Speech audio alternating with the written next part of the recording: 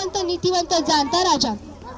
आजकालची बहुतांश तरुण पिढी ही मोबाईलच्या वेगात अडकत चालली आहे आणि छत्रपती शिवाजी महाराजांनी शिवशंभूच्या मंदिरात 26 एप्रिल 1645 रोजी अवघ्या 16 वर्षाच्या बालशिवरायांनी 12 मावळांतील आपल्या सवंगड्यांसह हिंदवी स्वराज्याची शपथ घेतली।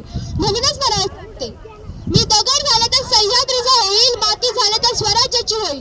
मी दगड झाले तर सह्याद्रीचा होईल, माती झाले तर स्वराज्याची होईल, तलवार झाले तर आई भवानीची होईल, तलवार झाले तर आई भवानीची होईल आणि पुन्हा मानव जन्म मिळाला तर फक्त मराठीच होईल, पुन्हा मानव जन्म मिळाला तर फक्त मराठीच होईल। शिवछत्रपती शिवाजी जीवन कार्य आणि विचार शब्दात मांडणे अशक्य आहे। म्हणूनच म्हणावेसे वाटते, शब्दही अपुरे पडतील अशी शिवरायांची कीर्ती, शब्दही अपुरे पडतील अशी शिवरायांची कीर्ती, राजा शिवधर दिस जगती असा तो शिवछत्रपती। आदरणीय गुरुवर यांनी आज मला येथे बोलण्याची संधी दिली त्याबद्दल मनपूर्वक आभार व जाता आता 2 शब्द बोलून जाते।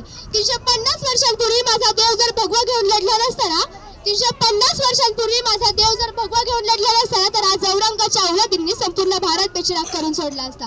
म्हणून मला फक्त एवढंच माहितीये, आज अस्तित्वात आहे संपूर्ण हिंदुस्थानातील प्रजा, आज अस्तित्वात आहे संपूर्ण हिंदुस्थानातील प्रजा, कारण फक्त एकच माझा शिवछत्रपती राजा। धन्यवाद।